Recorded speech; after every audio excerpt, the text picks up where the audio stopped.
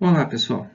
Bem-vindos à aula 7 do curso de Física 1. Eu sou o professor Bruno Mintz, do Instituto de Física da UERJ. Nessa aula, nós vamos falar sobre medidas diretas e medidas indiretas, uma breve revisão de algumas propriedades ainda não discutidas, outras já discutidas, das medidas diretas e das medidas indiretas. Em seguida, eu vou falar sobre propagação de incerteza, falar sobre a fórmula geral que aparece e dar alguns exemplos de propagação de incerteza conforme essa fórmula, que é, então, consequência da distribuição normal de probabilidades. Vamos lá. Medidas diretas e indiretas.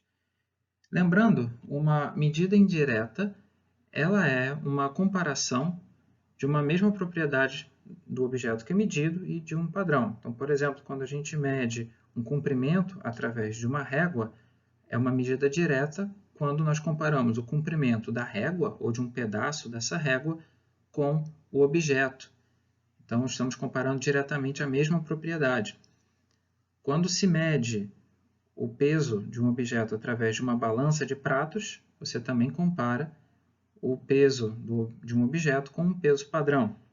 E da mesma forma, o tempo medido por um cronômetro. O tempo, por exemplo, de queda daquela bolinha lá do experimento 2, você compara o tempo que a bolinha cai com o tempo em que o cronômetro está correndo. Todos esses exemplos são exemplos de medida direta, porque você compara a mesma propriedade do objeto que você está medindo com o padrão, com o instrumento de medida.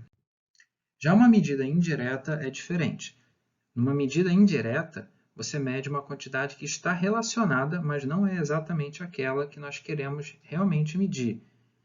Então, a quantidade que nós de fato queremos medir, ela vai ser obtida através de uma função matemática.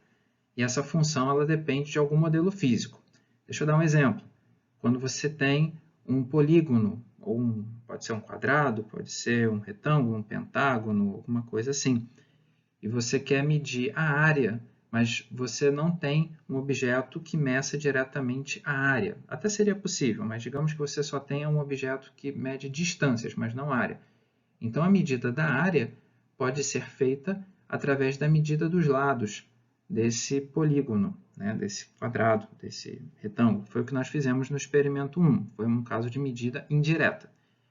Você também, para isso, precisa de uma fórmula. Você precisa de um modelo. Então, basicamente, se você tiver um retângulo, a área desse retângulo vai ser o produto dos lados desse retângulo. E isso, de novo, também pressupõe um modelo, no sentido de que você pressupõe que aquele objeto que você está medindo seja de fato um retângulo, ele não seja uma figura irregular. Coisa que na realidade é, mas tem, então, para simplificar, você supõe que seja, em boa aproximação, um retângulo no sentido matemático, geométrico da coisa. Um outro exemplo seria medir a resistência elétrica num circuito quando você mede a tensão elétrica e a corrente elétrica. Você pode fazer isso através da lei de Ohm, por exemplo. Então, você mede a tensão, a corrente elétrica e obtém a resistência. Então, novamente, você precisa de um modelo teórico, daquela famosa V igual a RI, para encontrar, por exemplo, a resistência nesse caso. Um outro exemplo interessante que está relacionado a um prêmio Nobel bastante recente, aquele da descoberta das ondas gravitacionais, é como que você pode medir um comprimento através de interferometria da luz, interferometria do laser. Então, isso também é uma forma de medir indiretamente a distorção do espaço-tempo que foi causada pela onda gravitacional que passou pela Terra, vinda de uma colisão de buracos negros ou coisa do tipo. Isso também é um exemplo bastante refinado, mas é um exemplo de medida indireta. Então, a gente vê também que quanto mais avançados os experimentos, mais comum é a necessidade de medidas indiretas. Então, vamos tratar principalmente das medidas indiretas aqui nessa aula. Deixa eu falar agora sobre propagação da incerteza. Como uma analogia, pensa numa parede, que é a parte de uma casa, e que essa parede está torta. É claro que se você constrói uma casa com uma parede que está torta, a casa como um todo vai ficar torta. E a ideia da propagação da incerteza é essa: você faz medidas que têm incerteza e qualquer operação matemática que você faça com essas quantidades que têm incerteza vão ter incerteza também. Tá? Então, como que isso pode funcionar? Vamos tentar ver de uma maneira um pouco mais detalhada. Então, é essa, que toda medida tem incerteza, toda medida direta tem incerteza, né? Aquelas medidas que vocês já fizeram de distância, de tempo, tudo isso tem incerteza. E aí é claro que qualquer operação matemática que você faça com uma quantidade que tem incerteza também vai gerar uma certa incerteza também para o resultado. Então vamos ver aqui um exemplo. Digamos que eu meça uma quantidade que seja x, né? E essa quantidade ela tem uma incerteza delta. Tá? Então, vamos representar o intervalo em que provavelmente essa medida está, em que provavelmente o valor verdadeiro dessa medida está. Então, é desde x menos delta até x mais delta. Né? Então, o x menos vai ser pegando o sinal de baixo, x menos delta, e o x mais vai ser x mais delta. Então, esse intervalo em vermelho é o intervalo onde provavelmente está o valor de x. E aí eu posso querer fazer uma operação matemática com x. Né? Essa operação matemática também é chamada de função. Né? Então, quando eu digo que y é uma função de x, quer dizer que eu vou pegar o valor de x e vou fazer alguma coisa. Né? Esse alguma coisa que eu faço é a função. Então, eu posso representar aqui com essa curva em azul quais são os valores de y para cada valor de x. Então, para cada valor de x que eu tiver, o resultado dessa operação matemática vai dar um valor para y. Então, se eu tenho um intervalo de valores de x, que corresponde ao intervalo com a incerteza, isso também vai corresponder a um intervalo em y. Então, eu posso considerar aqui esse intervalo amarelo, pegando o menor valor de x, vai corresponder ao menor valor de y, o maior valor de x vai corresponder ao maior valor de y, claro, porque eu peguei uma função que é monótona, né? Mas, enfim, é só para a gente ter uma noção. Né? Boa parte das aplicações vai funcionar assim. O que importa é que, como eu faço uma operação matemática com x, tendo como resultado y, um intervalo em x vai corresponder a um intervalo em y, ou seja, tendo incerteza em x, eu vou ter incerteza em y, incerteza no resultado da atuação dessa função. Então é isso, né? A barra vermelha é a incerteza em x, a barra amarela é a incerteza em f de x, ou seja, em y. Vamos pegar um exemplo. Se eu tenho um quadrado, né? E eu meço um dos lados desse quadrado. Vou ter um modelo dizendo que a figura geométrica é um quadrado. Né? Eu não necessariamente vou testar essa hipótese, mas isso vai ser uma hipótese, isso é um modelo de que essa figura geométrica seja um quadrado. Então, eu vou querer calcular a área dessa figura geométrica, sendo que eu medi o lado. Então, a função vai ser pegar o tamanho de um lado e elevar ao quadrado, ou seja, f de x igual a x ao quadrado.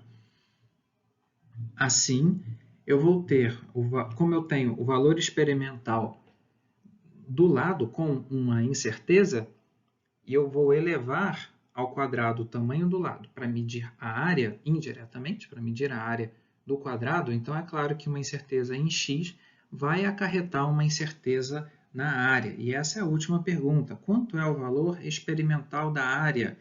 Então, é claro que se o melhor valor do lado para o lado desse quadrado é x, então o melhor valor para a área vai ser esse valor médio ao quadrado. Mas quanto que é a incerteza? Essa é a grande pergunta que a gente quer responder nessa aula. Então, o erro na área, a incerteza na área, esse E de A. Essa é a pergunta. Então, nós temos isso. O valor experimental de x é um intervalo, né? centrado no valor médio, com uma largura mais delta para cima, mais delta para baixo. Então, nós temos que o menor valor do intervalo, né, desse intervalo, de um desvio padrão, de um sigma, é o x-. Então, o menor valor para a área seria pegar esse valor e elevar ao quadrado. Então, nós temos aí esse resultado, né? O quadrado do x- vai ser isso daí. Tá? Quadrado do primeiro, menos 2 vezes o primeiro, vezes o segundo, mais o quadrado do segundo. Vou fazer a continha. E a mesma coisa eu posso fazer para o maior valor desse intervalo, ou seja, pegar o sinal mais na expressão do valor experimental de x. Então, vou pegar o x médio mais a incerteza. E isso vai corresponder ao maior valor da área nesse intervalo. E aí eu posso calcular as incertezas, né? Então, é claro que a incerteza do lado do quadrado, né, a incerteza em x, é metade da diferença, tirando o sinal. Tá? Então, eu tenho x mais alguma coisa e x menos alguma coisa. Esse alguma coisa é o erro. Então, para descobrir quanto que é essa alguma coisa, é metade da diferença. Então, é esse delta. Tá? Esse é o erro. O erro vai corresponder à metade da diferença.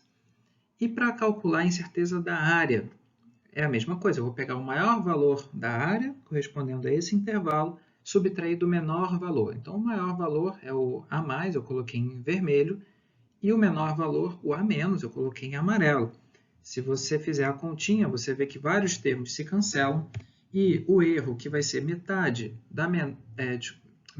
da diferença entre os dois valores, vai corresponder a 2 vezes o valor do lado do quadrado vezes a incerteza no lado do quadrado. É o erro em x. Então, essa é a nossa fórmula de propagação. Vejam, então, que a incerteza da área, o E de A, ele depende da incerteza do lado desse quadrado, que é o E de x. De que maneira depende? Do dobro, né? 2 vezes o lado do quadrado. Então, essa é a nossa primeira fórmula de propagação mais simples. E como que a gente poderia generalizar isso daqui? Né? Então, pensem no seguinte, voltamos sempre para essa figura. Essa figura ela é fundamental para nós entendermos o conceito de propagação de incertezas. Né? Nós temos, então, um intervalo de valores em x, que vai corresponder ao intervalo de valores para qualquer função de x.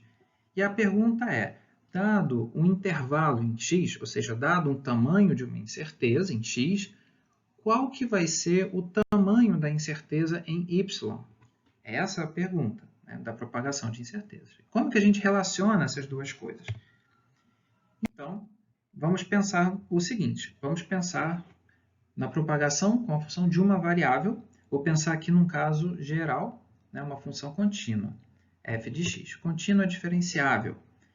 Então, como que nós relacionamos um intervalo em x com um intervalo em y? Vamos dar nome aos bois. Então, vamos considerar um ponto x0 do domínio da função e vamos considerar um intervalo em torno desse ponto x0. O tamanho desse intervalo eu vou chamar de dx. É aquela barrinha vermelha das figuras anteriores.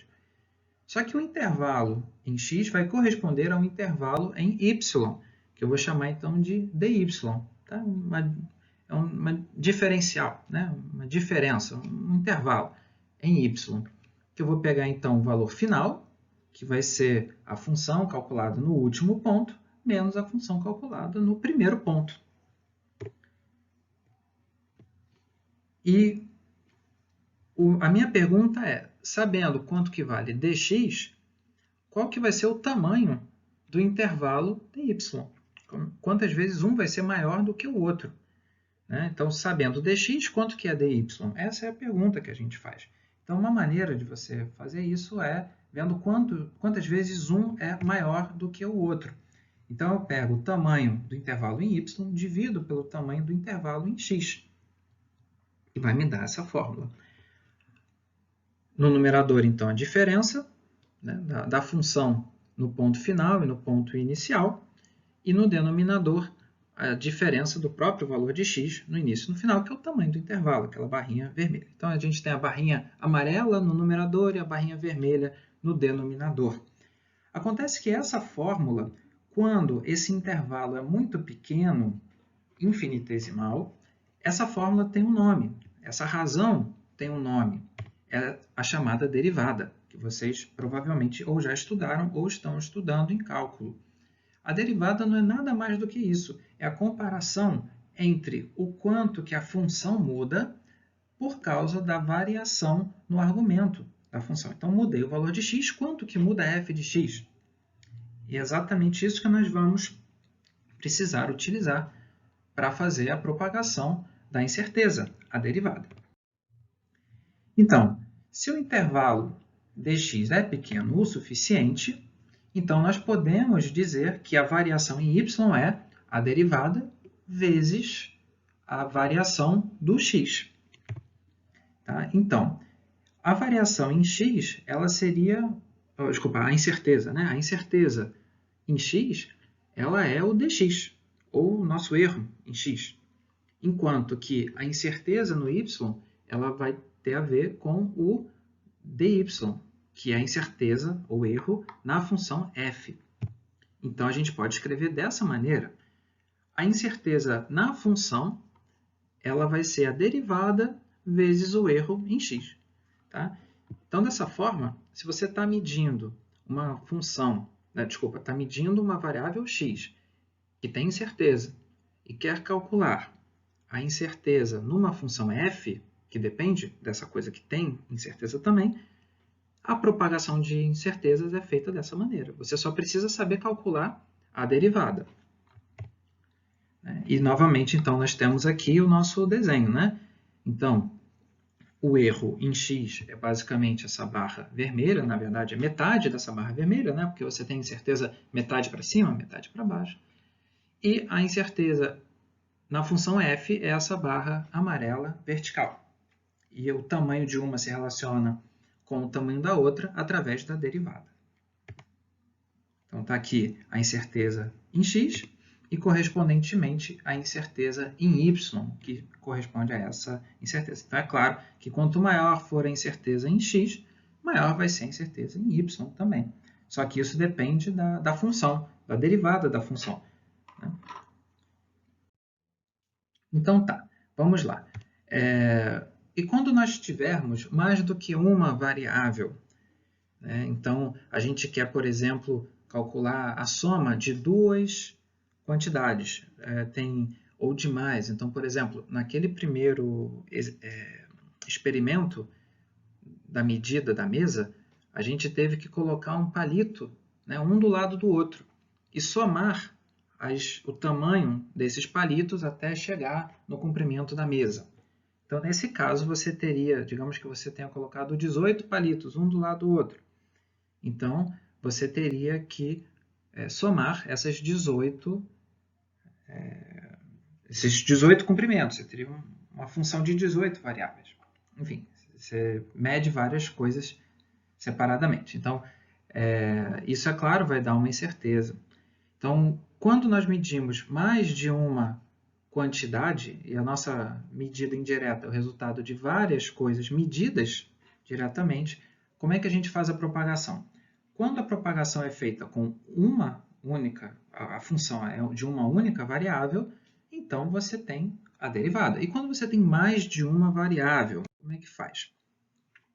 Então, de novo, quando você tem uma variável, a sua função m é uma a sua quantidade medida, né, m, é uma função de x, da outra quantidade medida diretamente, que é o x. Então, a incerteza em x, que é um intervalo, vai corresponder ao intervalo em m. Mas quando você tem mais de duas ou mais variáveis, então você vai ter que considerar uma incerteza em x, que é um intervalo em x, ou uma incerteza em y, que é um intervalo em y, e tudo isso junto, quando você compõe essas coisas todas, é que vão te dar o intervalo na medida que você toma. E como que você calcula essa variação ou essa incerteza na medida por causa de uma variação apenas em x, por exemplo, ou apenas em y. Então, vamos considerar o caso mais simples, né? Em que você tem uma função de várias variáveis, mas você teria apenas uma com incerteza. Depois a gente vai considerar a incerteza em todas, mas se você tiver apenas a incerteza em uma delas, você vai precisar do conceito da derivada parcial. O que é a derivada parcial? Não é nada de excepcional, não. É simplesmente você pensar que tem uma função de várias variáveis, de x, y, z, w, etc., mas você quer saber quanto que a função f muda por causa de uma variação apenas na variável x. Isso vai ser a derivada parcial com relação a x. E se você quiser saber o quanto que a função f muda por causa de uma variação apenas na variável y, isso vai ser a derivada parcial em relação a y. Então, representei aqui as duas derivadas. Observem que a maneira de escrever a derivada parcial é com esse d arredondado, mas é só uma forma de escrever. O que importa é que seja esse conceito de que a derivada parcial em relação a x significa que eu considero a variação em f por causa da variação apenas em x. E, analogamente para y e para todas as outras variáveis da função. Vamos pegar um exemplo. Então, a função que eu estou considerando agora é a soma. Então, f de x e y é x mais y. Simplesmente isso, uma função bem simples. Somar dois números. Quanto que seria a derivada parcial em relação a x? Isso significa que eu vou pegar a função e vou considerar que y seja constante. Então, eu tenho aqui essa função, x mais y, é uma soma. Então, a derivada é a soma das derivadas. Quando eu derivo x em relação a x, dá 1, é claro, né? É porque x está sendo, na derivada parcial em relação a x está variando, então dá 1. Mas, na derivada parcial em relação a x, eu trato y como constante, e derivada de constante é igual a zero. Então, por isso, a derivada parcial dessa função em relação a x é igual a 1. E a derivada parcial em relação a y? Quando eu calculo a derivada parcial em relação a y, eu considero x como constante. Então, quando eu derivar x em relação a y, dá zero. X não tem nada a ver com y, são variáveis independentes. Então, essa derivada dá zero. Mas quando eu calculo a derivada de y em relação a y, ou seja, o quanto que y varia por causa de uma mudança de y, é claro, essas coisas são iguais. Então, a derivada dá 1. Tá? Deixa eu pegar uma outra função. Em vez de pegar a função soma, eu vou pegar a função produto. Como que nós fazemos, então, a derivada parcial? É sempre a mesma coisa. Derivada parcial em relação a x significa tratar y e todas as outras variáveis, se houver, como constantes. Então, se y é uma constante, quando eu derivar x vezes y com relação a x, vai me sobrar apenas y. E, identicamente, quando eu derivar parcialmente a função f em relação a y, eu vou tratar o x como constante. Então, eu vou ter apenas x vezes a derivada de y com relação a y, que é 1. Ou seja, dá x, essa derivada parcial com relação a y, para essa função produto. Outro exemplo, se eu pegar a divisão. Basicamente, eu estou cobrindo todos os possíveis exemplos que nós podemos ver nesse nosso curso. Então, novamente, eu vou considerar x como, se eu quero derivar parcialmente em relação a x, eu vou considerar y como constante. O resultado da derivada vai ser 1 sobre y, para a derivada com relação a x. E, finalmente, se eu faço a derivada parcial em relação a y dessa função divisão, o resultado é um pouco mais complicado. Vai dar menos x sobre y², mas isso é fácil de entender, porque x vai ser considerado constante nessa derivada parcial e a derivada de 1 sobre y vai ser menos 1 sobre y². E um último exemplo aqui que eu dou é uma função bem mais complicada, ou um pouquinho mais complicada, que a gente não vai usar muito, não vai usar nesse nosso curso de laboratório, mas como exemplo aqui eu boto o resultado para você testar se está entendendo a derivada parcial. Então, lembrando, a propagação para uma função de uma variável vai ser tal que eu tenho uma incerteza em x, que é esse E de x, que vai corresponder a uma incerteza na função f. E como que eu calculo a incerteza na função f? Simples, vai ser a derivada da função vezes o erro na variável x.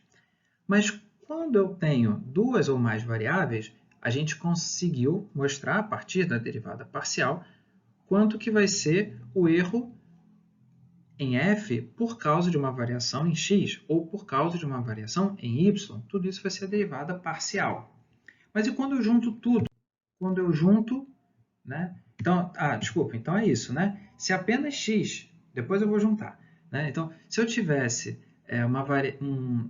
apenas x com incerteza, então a minha incerteza em f por causa de x é a derivada parcial vezes o erro em x.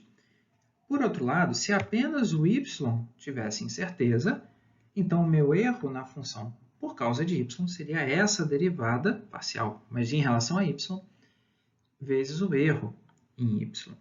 Então, isso é o que acontece quando eu tenho erro em apenas uma das variáveis. Mas é claro, se eu estou medindo x, x vai ter incerteza. Se eu estou medindo y, y também vai ter incerteza. Então, como é que eu junto? Como é que eu faço a composição dessas incertezas? Então, para isso, é preciso estudar a distribuição normal. Existem todos uns teoremas por trás disso, e eu vou dar para vocês o resultado. Então, o resultado é isso.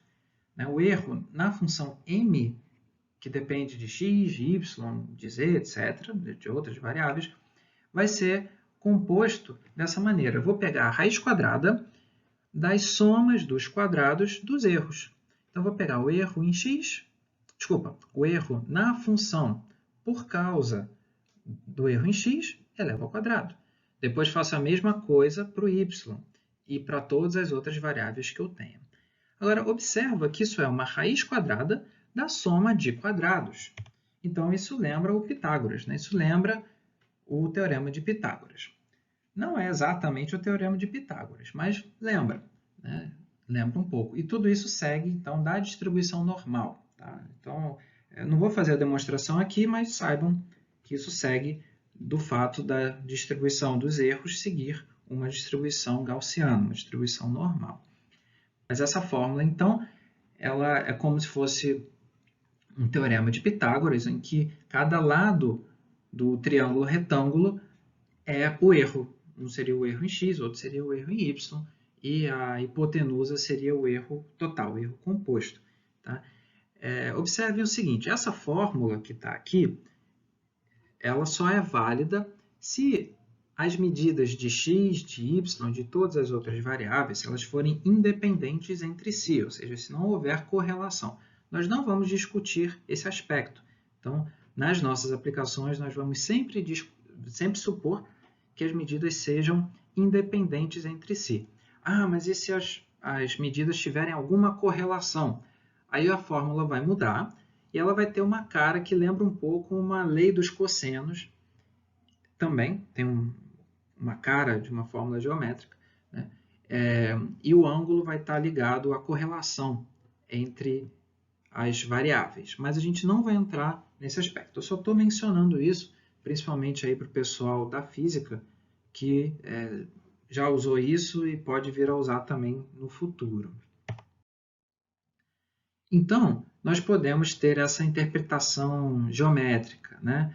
E eu queria relacionar essa fórmula de propagação com aquela que vocês já utilizaram no relatório 1. Observem que a fórmula mudou, né? Então, no relatório 1, a gente considerou a incerteza como sendo a soma das incertezas. Tá? E isso, geometricamente, é como se eu pegasse a incerteza, que é o delta, essa linha verde, como sendo a soma das incertezas. Tá? Isso é uma superestimativa, porque, lembrando aqui do Pitágoras, pegando um caso apenas com duas variáveis, então, se eu tenho f depende de x e de y, então eu vou ter incerteza em f por causa de x e incerteza em f por causa de y. Como que eu faço a composição das incertezas? Eu tenho que fazer esse teorema de Pitágoras aqui, entre aspas. Tem que pegar o quadrado do erro por causa de x, mais o quadrado do erro por causa de y, e tirar a raiz quadrada. Então, é como se fosse esse teorema de Pitágoras. E por causa da desigualdade triangular, a gente sabe, então, que a quantidade de cima, que é a soma desses lados, vai ser maior do que a hipotenusa aqui do triângulo retângulo embaixo. Então, isso significa que aquela fórmula que a gente estava usando no experimento 1, ela superestima, ou seja, ela dá um valor maior do que o que a distribuição normal realmente prevê para os erros. Tá? Então, essa é a relação que tem entre uma e outra. Tá? A soma ela vai dar um valor maior do que esse tipo teorema de Pitágoras para as incertezas. Muito bem, então, como exercício, eu quero que vocês demonstrem essas fórmulas de incerteza. Tudo que eu já mostrei nessa aula é suficiente para deduzir essas fórmulas de incerteza. Como funciona? Então, suponha que você tenha uma medida que é x, outra medida que é y, e você quer calcular, por exemplo, a soma, x mais y. Então, se x tem incerteza, y tem incerteza, consequentemente, z também vai ter incerteza. Quanto que é, então, a incerteza em z por causa da incerteza de x e por causa da incerteza de y? Então, novamente, eu estou supondo que x tem incerteza σx e y tem incerteza σy. Então, usando aquela fórmula geral, né, com as derivadas e calculando as derivadas, a gente chega nessa fórmula daqui para o erro da soma, né, que é essa primeira. Esse z seria a soma. Então, nós temos essa primeira fórmula. Então, se eu quero somar x com y, quanto que vai ser a incerteza da soma? Vai ser a raiz quadrada da soma dos quadrados das incertezas de x e de y. E se eu tiver o produto? Então, inventei uma variável w, que é o produto de x com y. Então, aqui nós vamos ter essa outra fórmula de incertezas. Tá? Enfim, que basicamente vai ser não a soma das incertezas relativas, mas vai ser esse teorema de Pitágoras, entre aspas, mas considerando os erros relativos. Então, esses são dois exemplos que vocês podem deduzir. Tá? Eu sugiro que façam a conta para se familiarizar, inclusive com as derivadas parciais, é um bom exercício. Mas o ponto é que vocês, para o nosso curso, não vão precisar deduzir nenhuma dessas fórmulas. Tá? Então, essa aula, ela talvez tenha sido um pouco pesada, né, um pouco mais complicada, mas na prática, pessoal, não se preocupem muito, porque vocês vão utilizar apenas as fórmulas que eu estou mostrando agora para vocês e que no roteiro também vai estar presente. Então, na prática, vocês só vão precisar usar essas fórmulas. É preciso entender? Sim, né? Se você não entende o que está fazendo, não faz sentido nenhum. Tá? Mas esse entendimento ele pode vir aos poucos. Imediatamente, o que vocês precisam é apenas compreender, né, o sentido dessas fórmulas. E precisam usar. Né? Imediatamente, vocês precisam usar essas fórmulas. De qualquer maneira, nós vamos ter informações sobre essas fórmulas nos roteiros, tem esse vídeo e tem também os professores no atendimento síncrono. E, por fim, a dedução dessas fórmulas, com todos os argumentos envolvendo a distribuição gaussiana de probabilidade, vocês podem encontrar no livro do Vuolo. Tá? Então, lá tem todas essas deduções. Por isso, então, pessoal, com isso eu finalizo a aula de hoje e, então, até a próxima aula.